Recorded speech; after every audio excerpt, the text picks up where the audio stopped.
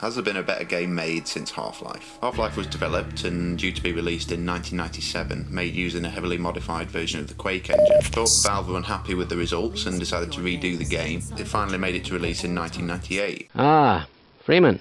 I am rather looking forward to this analysis, aren't you? So, just briefly looking at what came before Half-Life. Games made significant jumps over each other, improving in a variety of different areas as time progressed.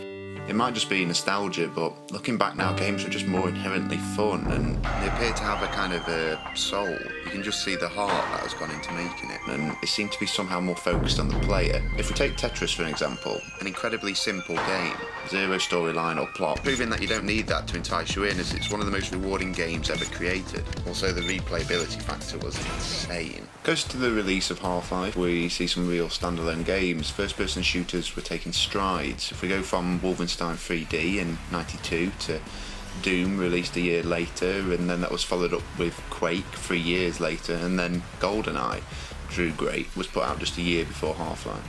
It wasn't all about the FPSs either. Outstanding games like Pokemon Red and Final Fantasy VII and Metal Gear Solid all hit the shelves in and around the same time. Gordon, you're alive! Holy Jesus! Half-Life is said to be influenced from Doom, which I think pretty much every first-person shooter has been, and also Stephen King's The Mist. Although cutscenes were becoming a staple in modern games, Half-Life didn't have any cutscenes, opting to tell its story in the game. This could happen, but the administrator just would not listen. Using the interactions from the characters around you, and of course by actually showing you, the player, making you care more about the situation. And here there's such a beautiful blend of story and gameplay, which made for this really immersive experience.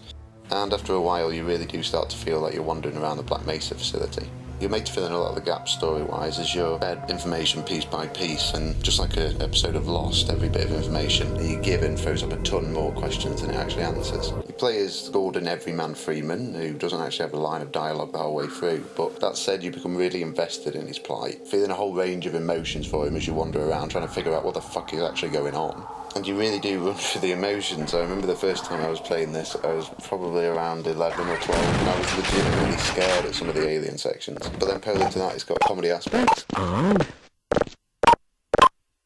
My God, what are you doing? It was actually the first game I remember playing where I felt like I was in the environment, that the setting was there to add to the story, and it wasn't just some side note, you know, just a pointless collection of boxes and walls for you to shoot the bad guys in. The game wanted you to not only just kill the bad guys, but it also wanted you to explore the rooms, and sometimes there are these puzzle aspects where you have to pull levers and turn valves, and then the game rewards you for doing so. Although it is a linear game, it doesn't really feel like you're following a particularly strict path as you wander around and explore. And when you're playing, the game moves along with a really nice flow, and it blends all the traditional stages of structured levels and boss fights into this hazy mess of fluid gameplay, keeping you fed with a wide variety of enemies and different types of attacks.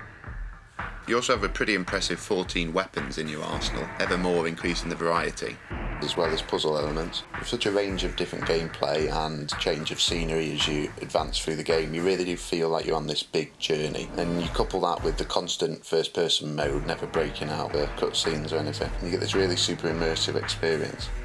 Half-Life's particularly noted these days for pioneering intelligent enemy AI, and the game does work for the difficulty gears really nicely, and by the time the military show up, you better be ready for them because these chaps can flank. And what's more, they actually work as a group to take you down. Just like the aliens having a range of different attacks, the military use a range of different weaponry, so it really does feel like you're up against an intelligent group of enemies trying to take you down.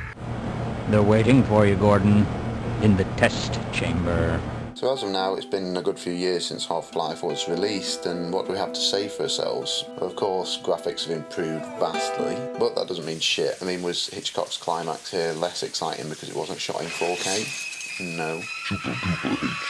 We've also seen big jumps in what your console can actually do, allowing games to cram a lot more gack on the screen at the same time. So when I sat down to compile a list of all the games that have been made post Half-Life, and don't get me wrong, there have been some really great games, truly outstanding ones that are fun to play, even if just for a few minutes, and then ones that are really immersive that you can play for a few hours. Some have definitely pushed boundaries and created interesting situations in environments. be honest, it all just feels like polishing, a kind of fine tweaking of an upgrade of a nearly perfect run out. And of course different elements have been improved upon. Some have been executed really well, but have any really taken games that step further that Half-Life did? I'm not sure. It seems like a lot of modern games seem to have forgotten one of the most important aspects of a game is that you should be having fun. There's certainly a lot of consistent add-ons with modern games, quick time events. And pretty much now every game hides goodies for you to go and find and then level up your character in some way. But Half-Life didn't have any of that, and it still had you searching every inch of every room without trying to forcefully work it into the gameplay. Of course, it's all personal preference, but I think one of the strongest contenders to Half-Life is actually a sequel, a really strong game. But the original, just for me, had much more charm and simplicity. At the time, it was a huge financial and critical success, and has since gone on to influence the whole FPS genre. I never suspected such things could be.